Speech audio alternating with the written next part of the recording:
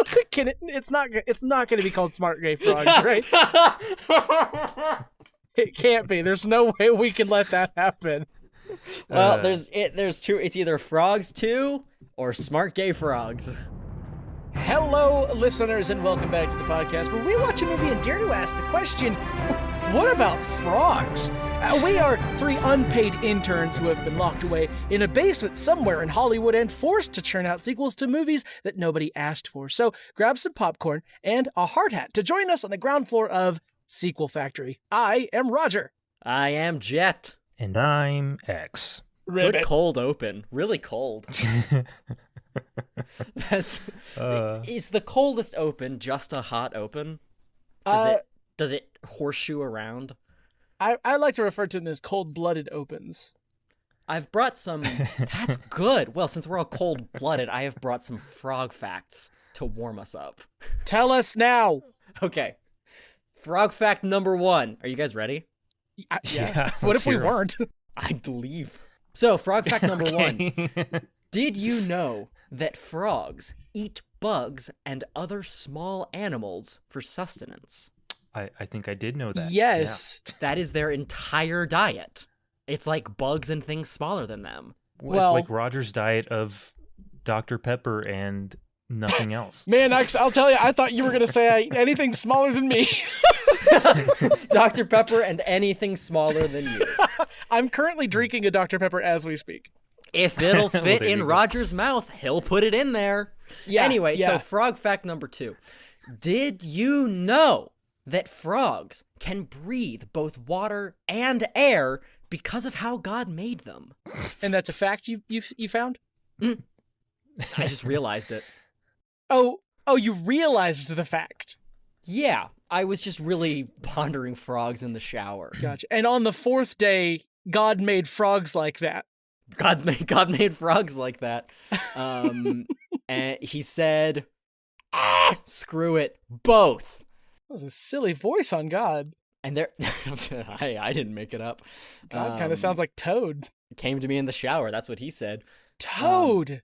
Toad. I tried to Google, do frogs breathe water or air? And then this AI crap popped up, and I don't trust it. I don't trust it at all. Yeah, and it said, we don't really know yet. The answer is inconclusive. But some scientists believe frogs may have a hidden set of gills underneath permeable skin. Oh, that's very exciting. Yeah, straight from AI. After watching this movie, I've decided to start going by Froger. That's beautiful. Yeah. Oh, by the way, we watched the movie Frogs. Yeah, but what's your Jellicle frog title, Roger? Don't do this to me. Yeah, we watched the 1972, not at all classic, because I've never heard of this movie. It's Frogs. Frogs. You all know it. I'm sure people have heard of Frogs. I came across this movie because I Googled horror movies without sequels, and Frogs popped up. And I saw that Sam Elliott was in it, so I was like, let's do Frogs. Not to be confused with, I think, the movie Frog with an exclamation mark, starring Shelley Duvall. Is that real? I think so. Movie called Frog. Frog. Was she the frog? Ah, God, I hope so. Wendy. Ribbit. Ribbit. Frogs is it's a slasher movie, essentially, but Michael Myers is the environment. It's sort of an environmental slasher. Yeah, not to mislead anybody with the title, but the frogs are not the only ones coming out here after this family of elites that are poisoning the environment in all sorts of kind of subtle little what's the word I'm looking for here? Allegories, I guess. Between Sure. Yeah, kind of an Aesop's fable of deaths. Yeah, you would be shocked, as I was shocked, to find how little the frogs do in this film. They are an ever-present sort of malevolent force in the background, maybe influencing things, but mostly being there as other creatures murder people in, I guess, terrible ways. Sure. Everything about the title and the poster is completely misleading. Yeah. Incredibly so. In the way that frogs. During most science projects, like team science projects, I was attending to the presentation. I didn't do much of it. That is how frogs is in Frogs. Yeah, the frogs themselves. Although it is kind of implied between kills that there is a frog, at least one frog, that's sort of like leading the charge as this family slowly starts dying. Right. We focus more and more on one of them, right? Shelley Duvall's character, of course. Yeah, voiced by Shelley Duvall. All the croaking you hear in the background of this movie, and almost every second of this movie is Shelley Duvall. Mm-hmm. Don't quote me on that. You know how funny it's true. It would be to make a movie like this and get like A-list actors, like a team, an ensemble of A-list actors, and all they get to do is make little frog noises. Oh, is that an idea for the sequel? I'm already gonna say no. Yeah. You know Guillermo del Toro's Pinocchio? No. Kate Blanchett is in that movie. It's a stop-motion retelling of Pinocchio. It is fabulous. Mm-hmm. Kate Blanchett is in the movie. She plays a monkey who does not speak. What? Kate Blanchett plays a monkey that goes, Oh. the whole film, the entire film. It's Kate Blanchett making monkey noises. And That's she kills wonderful. it. Man, now I gotta watch this for the monkey Kate Blanchett. Frogs. So the structure, the setup for Frogs is this dude is boating around and then gets he's in a canoe. He's in a canoe boating around. Yes. When these rich pricks like buzz him in their like motorboat, knocks him over. They like get him. They're like, come back to our plantation. Island's a plantation. It's an island plantation. They take him back and they get him to dry off, and then he proceeds to like meet all of these rich assholes being absolutely bizarre in the most sort of Get Out-esque tone of ways.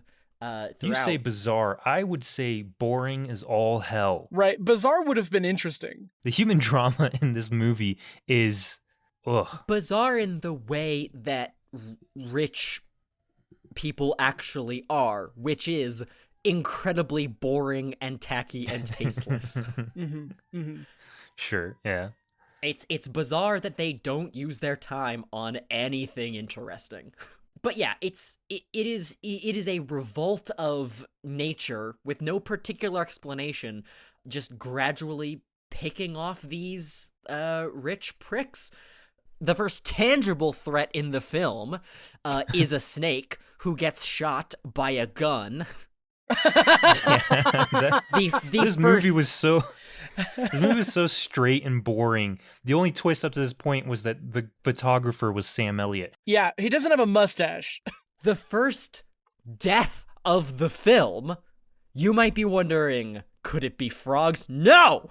Spiders and the forest sort of swallowing up. Oh yeah. The moss falling on the man, the spiders being thrown. Whoever was handling these spiders during the filming was trying so hard to get them into this guy's mouth the entire time because he's screaming so much, and like at least 3 spiders like land on his mouth but don't quite get in there. And I'm sure the handler was like, damn it. I'll get one in there. Yeah. When I get you, Ricky, when I get you, Ricky. It's also the only time in the entire movie that the forest itself is involved, right? Because these what would you call those? Vines, I guess, move on their own to trap this guy, and then tarantulas start coming down on him. But it's the only time that happens, so I don't know where they were going with that. But I don't even know how the tarantulas particularly are going to kill this man. By choking him to death. I will say, well, while watching this movie, I spotted like a total of maybe 3 actually harmless animals. Or no, sorry, actually harmful animals.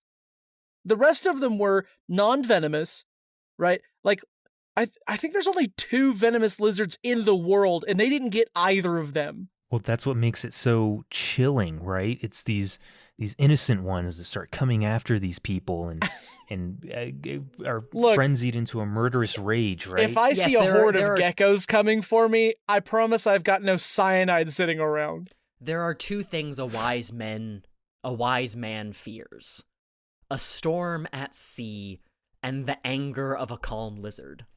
I almost spit up my Dr. Pepper. You have missed something, Roger, in your analysis. There is a lizard you missed. It is not venomous. It is not poisonous. It has no stingers nor barbs.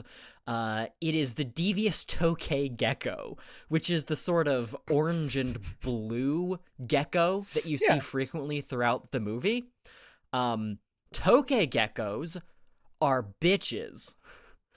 Oh, like, they're mean. They are absolute meanies who will bite and chomp and rend the terrible sourdough loaf. That's not in their diet. Hide your fingertips, folks. Hide your fingertips. They're not safe from the tokays. That's just a lizard fact for you that came to me. So we get the mustard gas death right in the greenhouse, and then that these lizards just know what to more footage of the malevolent gaze of the frog. Yes, ominously present. Oh man, and I'm forgetting what the next death was. Leeches. A woman is terrorized by leeches and various. I think she's also bit by a snake. Yeah, it's the same woman who is, like, accosted by multiple snakes in trees and on the ground. She falls into a puddle, gets coated, like, laminated in leeches. That, by the way, she just kind of pulls off of her, which, no. You don't want to do that. So, look, as someone who grew up in Florida, this exact thing has happened to me before, okay? I'm being serious. After a storm, a couple of friends and I, we wandered into the woods or whatever, and it was like swampy because it was a pretty heavy storm, and leeches were literally just falling from the trees, and water moccasins were jumping out at us from these puddles, and in the distance we could hear like a mama gator kind of warning us that we were getting too close to her nest. So yeah, this kind of fun stuff happens in Florida all the time. Oh yeah, this film was shot in Florida. I forget the it was shot name. in Florida.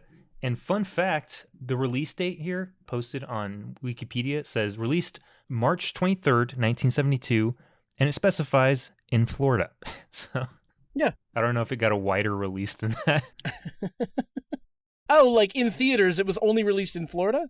Oh. Well, I don't know if that's true, but its original release date was at least in Florida. Dang. Gotcha. Justice for frogs. Let's get a re-release. Let's get that back. Well, that's what the theaters. sequel's for. Yeah, that's right. Let's do it. No. All right, before we get on, there's a couple more deaths, but more specifically, I want to focus on the one that was the most exciting. And I had to make sure before we started watching this movie that no actual animals were harmed because, it's the 70s and all. But then as I started watching, I was like, no, these are all just boring clips of animals doing absolutely nothing until we get to the alligator. Yes. Right? And this man literally wrestles an alligator.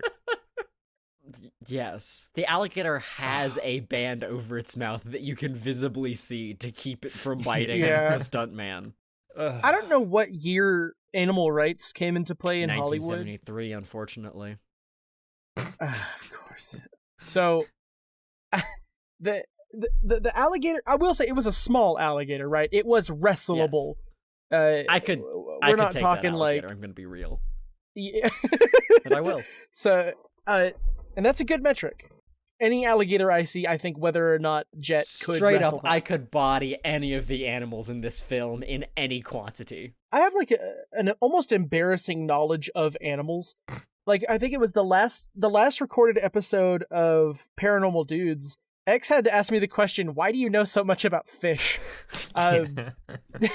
But every time a new animal was on screen, I would like name it. Like I would shout out like, oh, that's a da-da-da, you know, like all this other stuff.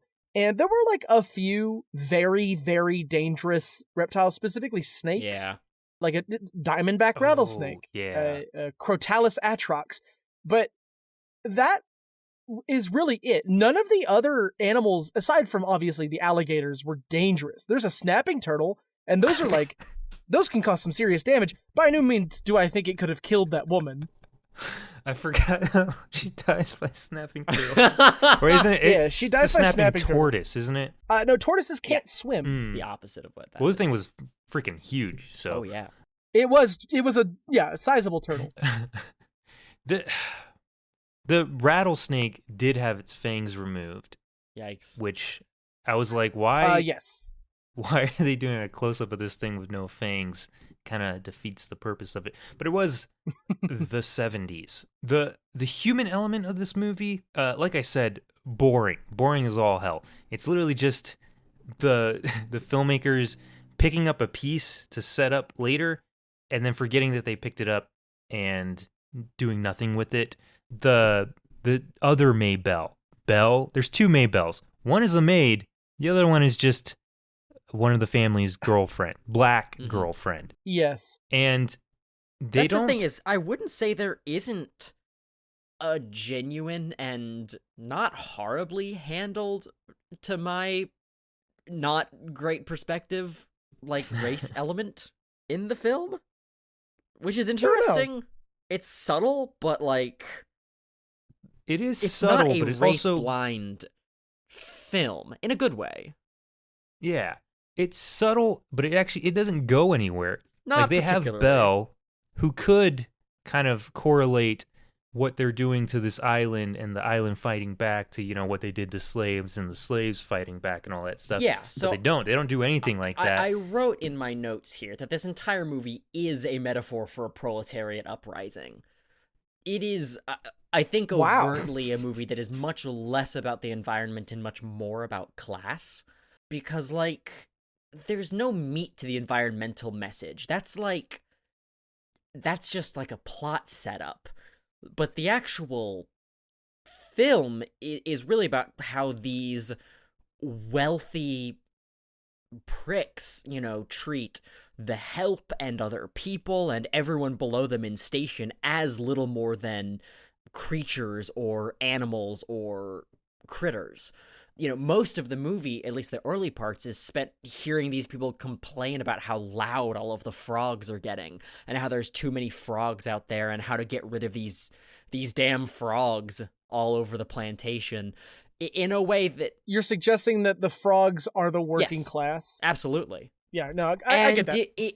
It's not saying much about that, but if you just kind of read it that way, yeah, because it is all creatures that can really do nothing to anyone on their own, but, you know, collectively, cumulatively, they're able to fight back and completely shift the balance of power against their oppressors. Which is why in the sequel, it's just going to be about animals being animals and animaling.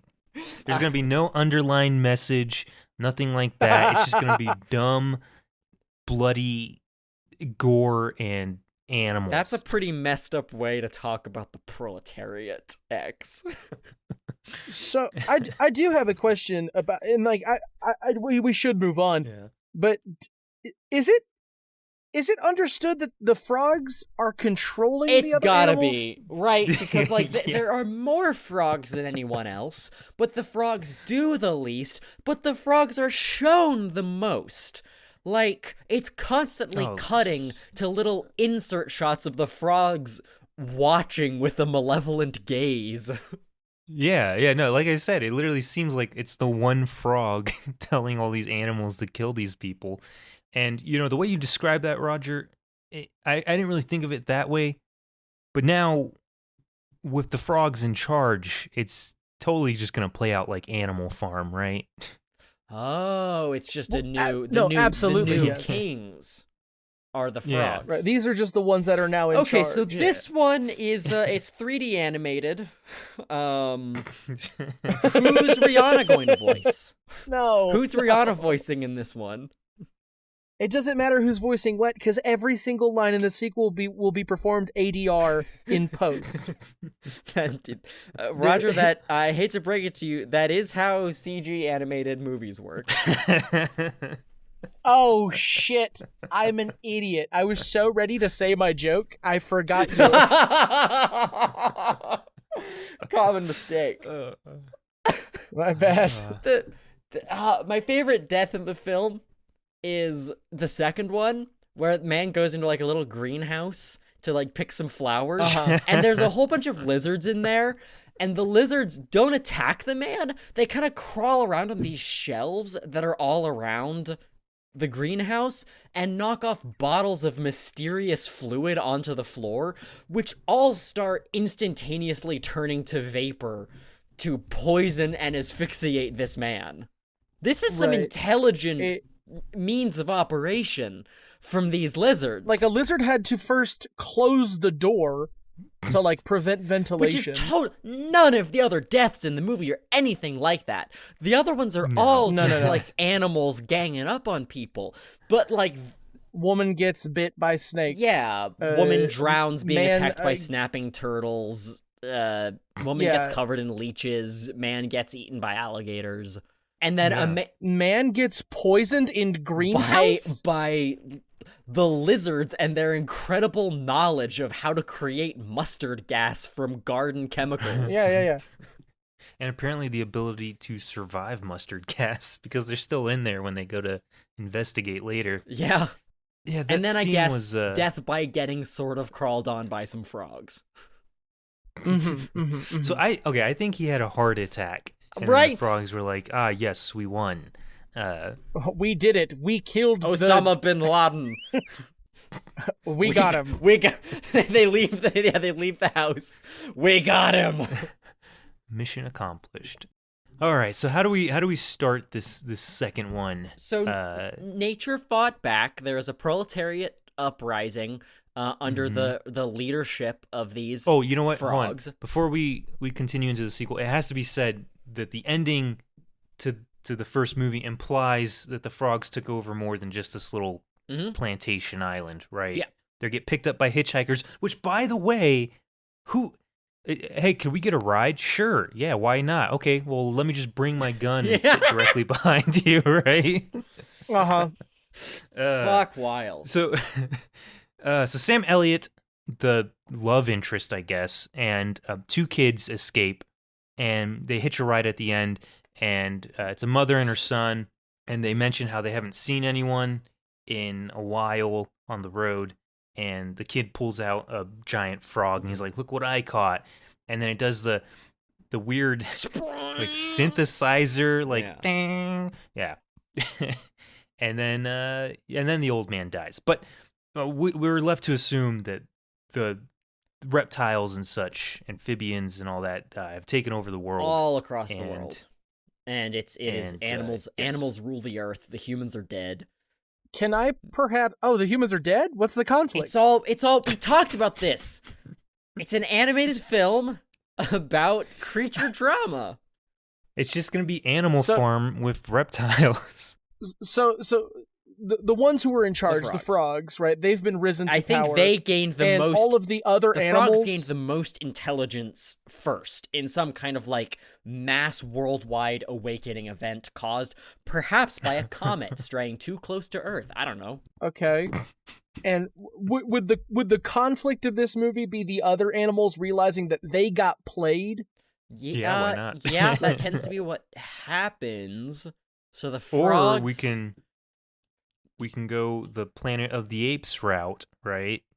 And they've enslaved the remaining humans, and then there has to be a human uprising. See, uprising is the first thing that I thought of, was like there's a sect, like a collection of humans that stayed safe, right? In a place that reptiles can't go, Antarctica. Oh, you're a genius! Okay, so now it's turning into a mix between Animal Farm, Planet of the Apes, and The Thing. Straight up. That's all good so far. You haven't said a bad thing. No, I think you've said a good thing. John Carpenter's specifically. I really like that. I think that's dope. I don't like the common idea. I think the frogs were the first to get hyper intelligent because they were putting chemicals in the water to turn the frickin' frogs gay. Right. Gay and smart. And smart. A dangerous combination, according to the wealthy and successful. So we've got smart gay frogs have taken over the world. It's not going to be called smart gay frogs, right? It can't be. There's no way we can let that happen. Well, there's two. It's either frogs 2 or smart gay frogs. Well, I'll write it down. We'll see where else this goes. Oh, so okay, Antarctica, right? How are people going to get there unless they are filthy rich? So it's still these animals against the rich. Yeah, and that way we don't feel bad about the people. They had their bunkers. Which is actually this maintains a very true element of the climate crisis in our world, which is that humanity is not going to die off when the climate gets really bad. It's just going to be the poor people. Right. We're going to be weeded out by natural selection, but natural selection can't reach the ultra wealthy. Interesting interpretation. Okay, can I pitch this? Modern day Sam Elliott is still a freelance photographer working for the frogs. Mm-hmm. Oh no. I guess I guess if civilization has fallen, there's no corporations for him to do. He had a shotgun, so he can do whatever he wants, right? No, I think because he did shoot that alligator. He's a smart man. Wait, the alligator in that scene is so funny. There's a scene where in the first movie they're in a canoe, right? Because the motorboat has been abandoned. They're escaping. They're in a canoe, and all these snakes are in the water, and there's like alligators coming at them, and he picks up the shotgun from between the two kids, and he shoots at it, and it cuts to what I think is like a paper mache reptile that has like explosive red squibs inside or something. It's very clearly fake, but it's shown for like less than a second, so it tickled me really badly. Sam Elliott is still alive, I think. Yeah, he's still alive. Still alive. Oh, you know what? When I was watching this, all I could think was that, like, he plays this like uncharismatic kind of grizzled. Is that the word I'm looking for? He's this dude who's like very stoic, right? And he's like, fun pronunciation. You guys are. I pronounce things fun. But he through the whole movie, he's like, you guys are disrupting the animals by spraying them with whatever, and they're gonna fight back eventually, and then they do, right? And he kind of saves the day for at least a handful of people. And the whole time, all I could think was, surely this movie ends with him escaping, forgetting all about that, and then turning into Ron Swanson from Parks and Rec. The Ron Swanson that he plays in Parks and Rec, not the Nick Offerman Ron Swanson. I think I know his name is Ron. Is his last name Swanson in that show? Wait, is it both? I know his name is Ron. I'm not sure if it's Ron Swanson, but that's all I could think of. So what? I like the idea of a complete shift in the balance of power, because the frogs have taken over. The wealthy have all retreated to Antarctica to their bunkers and their hideaways. But Sam Elliott I think he's an opportunist. I think he would be able to survive long enough to negotiate with the hyper-intelligent frogs once they develop language. Well, that's what I was going to say, right? Is that he becomes hippy-dippy and he works for the frogs now. He's a photographer, and he's sent to Antarctica to take pictures of nature. Ergo, the wealthy people. Oh, because the hyper wealthy are now the frogs treat it like a nature preserve. Like a nature preserve. So right. he goes to these study frogs. them. These frogs. Before we go into the actual plot, these frickin' frogs. Are they just normal frogs, or like frog shaped? Like, or have they like evolved into more? They're cane toads. Okay. They're cane We're toads. just keeping them that way, right? Yeah. Right. Perfect. Well, Do they get to wear little suits though? At least. Yeah, you can animate them that way. We can make that choice in sort of post, like, if we want to. Okay, well, we we'll change it up we like just got to get Sonic the Hedgehog actors eventually. in the studio riffing. We'll get we'll get Lord and Miller on it. All right, Lord and Miller. I can get with that. So Sam Elliott gets to Antarctica, and then what happens? Yeah. Here's what I'm thinking. He goes in to try to get these photos and get videos and infiltrate human society once again, which at this point his English is really rusty. He mostly speaks frog, so he has to kind of warm back into it, and they see him as a little bit of a weirdo. In fact, it probably starts from the perspective of the Antarctic commune, and you gradually realize as they like find this guy out here and sort of like bring him into their compound, and they're like, oh my god, we didn't know that there were any survivors out there.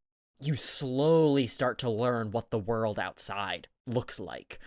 And Sam Elliott, like, he's practically nonverbal, but he's got a camera, and as he sort of like recovers from frostbite, he starts taking pictures, and people start to gradually sort of suspect him. And finally, around, I think probably people in the compound start disappearing, right? People start sort of vanishing, dying. Blood is found in the water supply. People don't know what's going on. And people start to suspect Sam Elliott is actually some kind of a killer. So they confront him at, we'll say, knife point. And he confesses, like, I don't know what's going on. I was just sent here to take photos. And they're like, sent by who? No one out there is alive. And he's like, no one human. And he croaks. I don't know, he doesn't necessarily. But, he makes a frog noise. I like the idea of this playing out like dramatic 10 Cloverfield Lane. Yes, exactly. Right? That is the exact Where you're kind of tone. like, the animals have taken over out there. That's why we stay in here. And the real twist at the end is that the animals didn't take over because they're just animals. And that the poor people are all surviving and thriving, and we've successfully secluded the rich in the uninhabitable part of the world. Oh my god! Everyone else is living happily, and everyone has a little frog as a pet. You're so right. No, that's amazing. Okay, so here's what happens, right? In this compound, right, there's all the suspicions, all the 10 Cloverfield Lane kind of tone, and the wealthy people start going knives out, like backstabbing each other, suspecting each other, getting paranoid. People think they're hearing like frog croaks.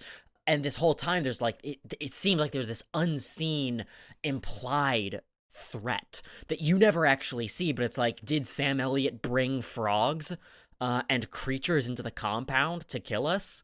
Because if the hyper-intelligent frogs get in here, we're all dead.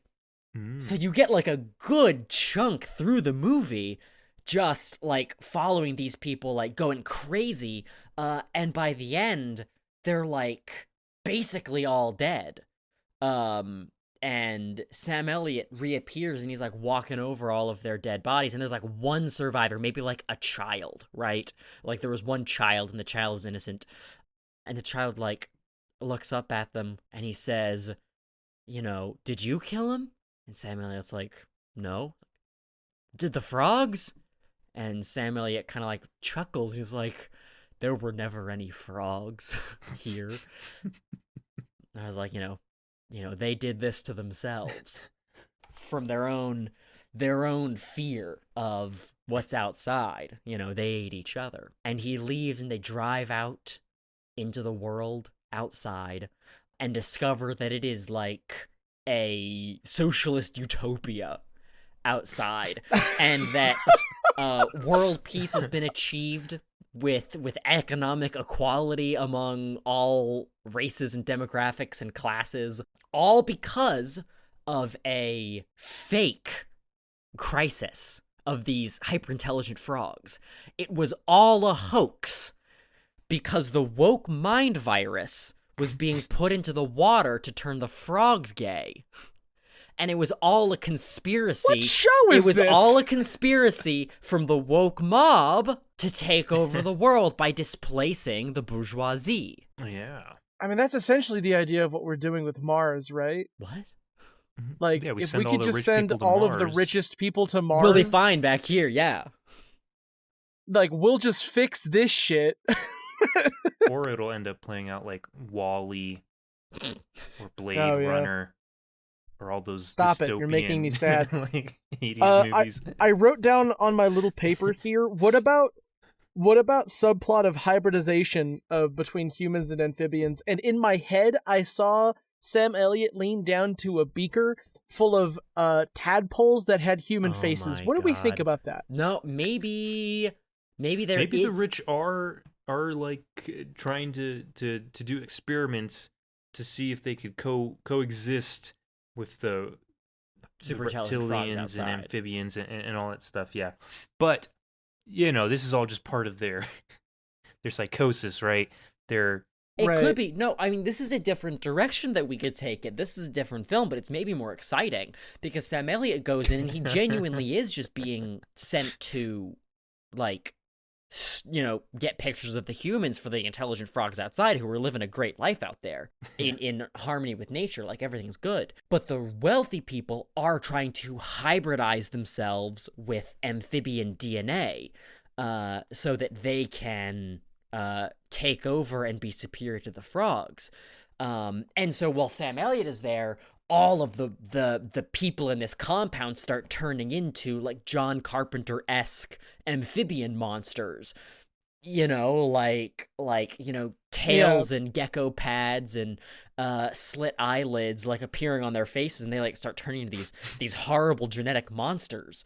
And Sam Elliott has to survive and escape and then try to return to the world outside, and it's sort of a narrative about the appropriation of the aesthetics of the poor by the hyper wealthy to make themselves feel better about their higher status, the way wealthy people kind of wear poverty like a costume for their own entertainment. Right. Lets them feel more attached. Yeah. Grounds them a little bit, but it's a false grounding. Because they're still completely disconnected from actual humanity. So the aesthetics only, are aesthetic. Meanwhile, the true, sort of cruelty within and greed is revealed by the transformation.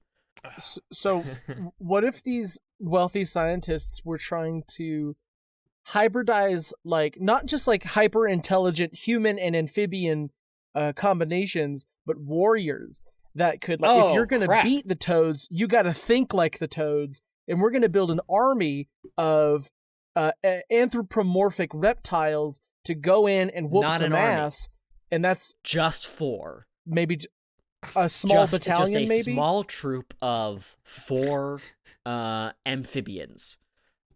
If we're making the same joke, it's got to be 3. You're making a different joke. I do know the joke you're making, which makes more sense. No, you do yours. You do yours. What do we call this group? Because I was gonna color code these 4 reptiles. Yeah, I know you were going to.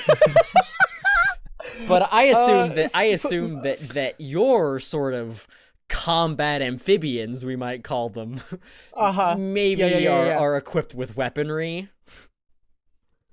Could be. They're. I mean, they themselves are color coded, but it's not necessarily through their clothing, right? It is their skin. And like they would be able to jump really high. They'd be able to kick really hard. 'Cause they're frogs. Their names would probably be really disgusting. Like what? Give me some examples. Which, I don't know, like fungus or phlegm, scab, booger, snot. That's wacky. That's pretty wacky. Something like combat frog. Combat frogs. Battalion frog.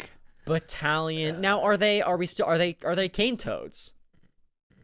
The fighting hoppers. If they are toads, it would be. Then I don't like want be battalion of toads. Battalion, right. Toads meant for Batal toads. We'll shorten it. Batal toads isn't bad. X, what do you think? What about something like fighty toads? Battle toads, or that's stupid. Yeah. That's really dumb of you to say. I am completely unfamiliar with Battletoads, I'm gonna be honest. It's a niche joke. It's a brand that was born of Teenage Mutant Ninja that's the thing. Turtles, I was so- going for the I was going for the more mainstream reference there Yeah. with the Cowboys of Moo Mesa. But This is a How movie dare you. podcast, okay? Let's stick to the movie references, all right? We don't need video games. Was there a Street Sharks movie? It's not important. Oh man, we can incorporate Well- all these ideas into We could. It is possible. how we kill these rich fucks.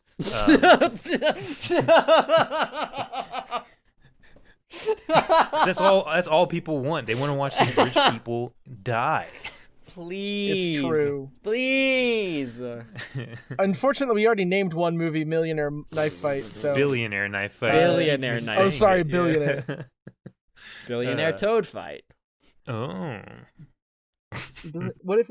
Okay, so like we're in Antarctica, a bunch of billionaires die. What if it's like? They're all monsters. Sam Elliott survives and returns to the future space. But little does he know that within his like backpack they've hidden a little jar of tadpoles with human faces. Right. To infiltrate from below and become the nouveau riche. Yeah, this is a good metaphor.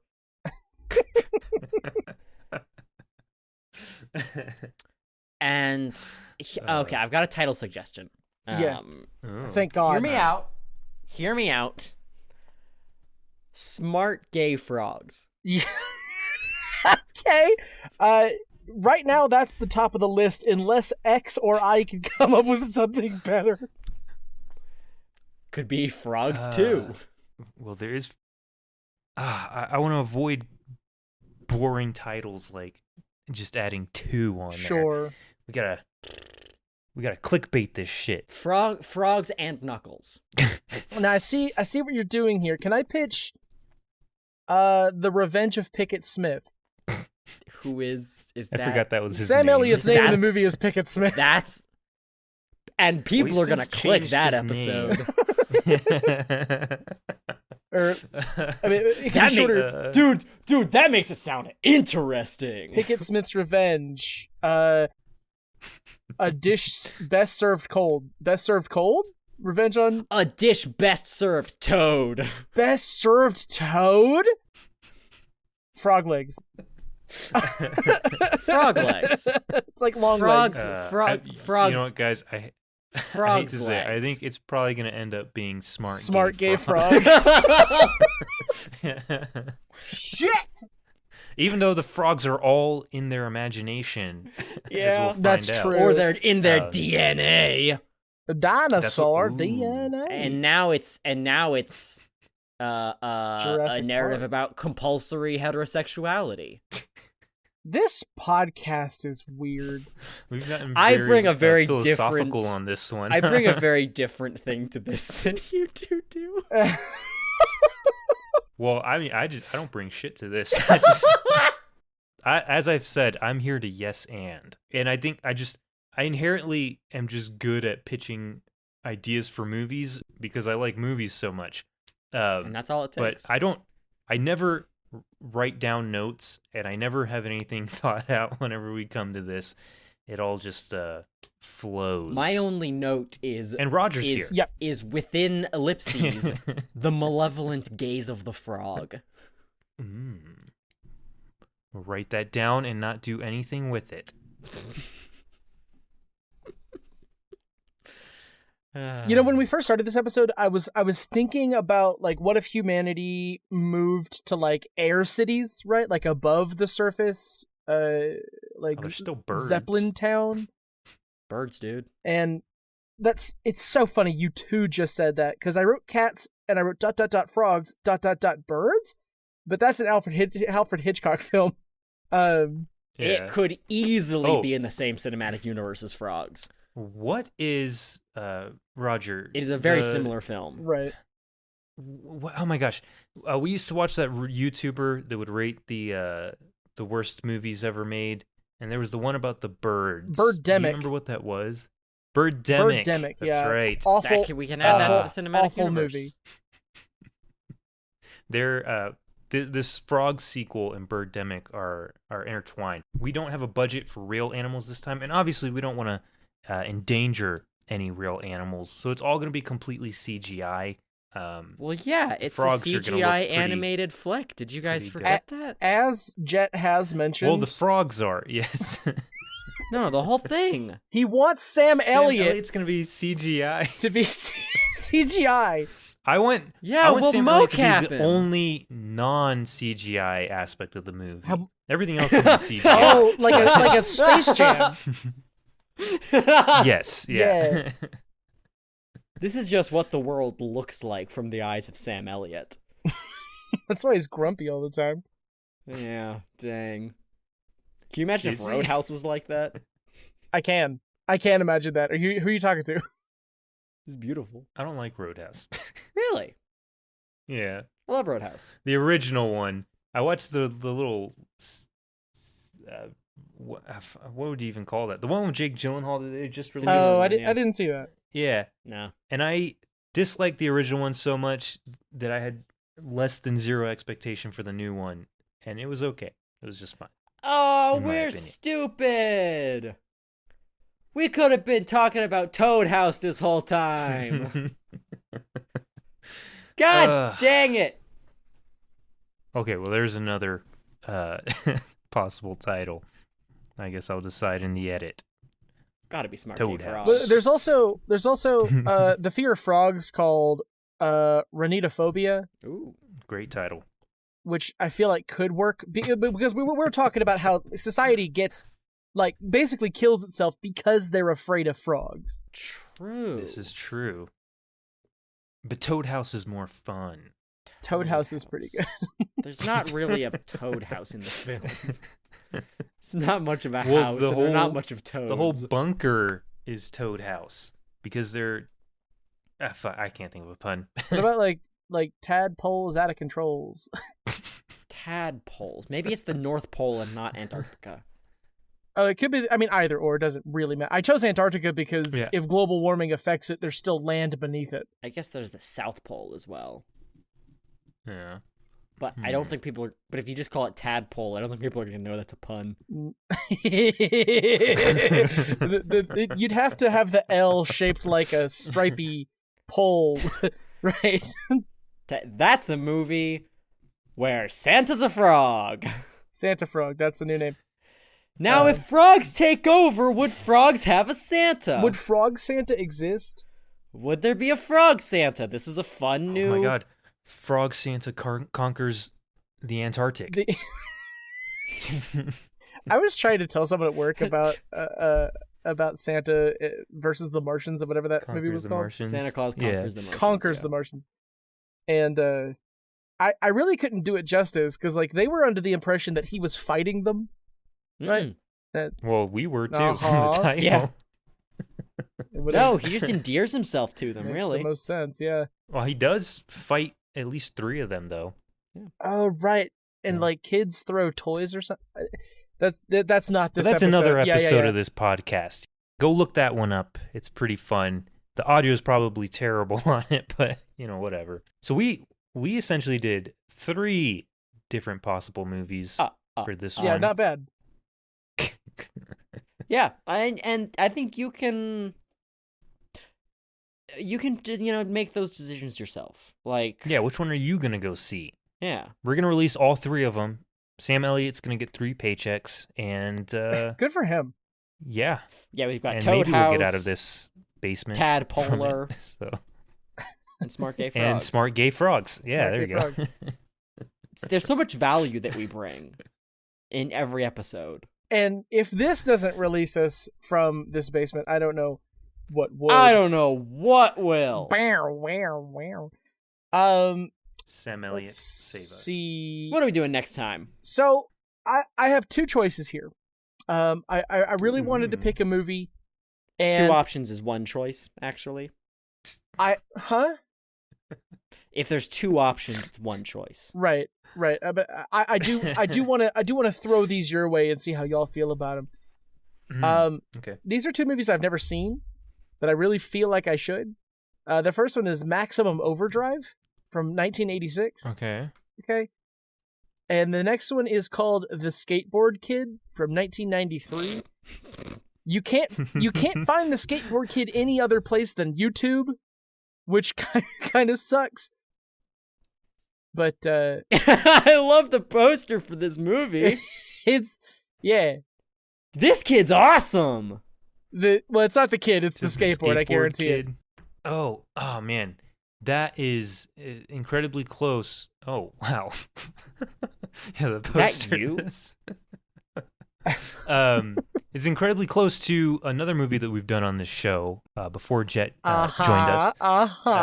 The Dirt Bike Kid. Which I was thinking about literally the other day. I was like, it'd be fun to have Jett watch The Dirt Bike Kid, because that movie is, I hate to keep using the same word, but incredibly unhinged. So. I would probably lean towards Maximum Overdrive. But... Yeah, you know what? I'll say Maximum Overdrive too, because I think I would want to revisit the Dirt Bike Kid before we did the Skateboard Kid. Okay. Fascinating. Yeah, that's fine with me. So Maximum Overdrive, I don't know where to find that yet. I haven't actually looked it up. But if you listeners want to be involved in our next episode, go ahead and watch Maximum Overdrive at your leisure. Thank you, everybody, for listening. This has been very nice. I appreciate it. I'm sure the other two appreciate it. Oh, wow. That's so complimentary. I do appreciate it. I don't care about the audience. If I can just make one person in the world smile from art that I've made, it was worth it all. Well, bold of you to call this art. I do.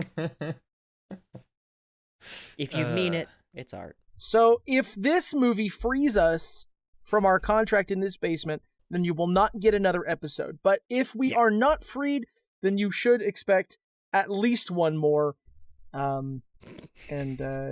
Roger, I just got word. Yeah. Smart Gay Frogs, Toad House, and Tadpole have all been not greenlit. Oh, so we're gonna have to, damn it! No! We're gonna have to try again Shit! with Maximum Override. Overdrive, whatever. I'm not even gonna get I told you we should have mocapped Sam Elliott! All right, we'll see you guys next time on Sequel Factory for part 2. The sequel continued. No! Okay. Bye. Not an episode to sleep to. No. I'm gonna wake up to that. What a nightmare.